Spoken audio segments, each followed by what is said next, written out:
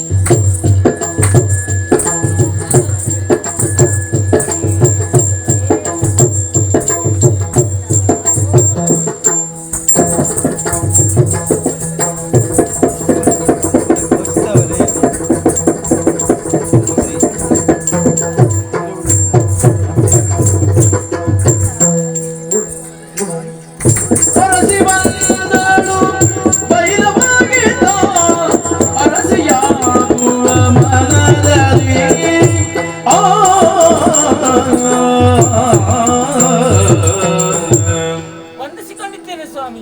ನಮಸ್ಕಾರ. ಪರಿಚಯ ಆಯ್ತು ನನ್ನದು? ಯಾರಂತ ಗೊತ್ತಾಗಲಿಲ್ಲ. ನನ್ನ ಹೆಸರು ಮಾಳವಿ ಎನ್ನುವ ಹಾಗೆ.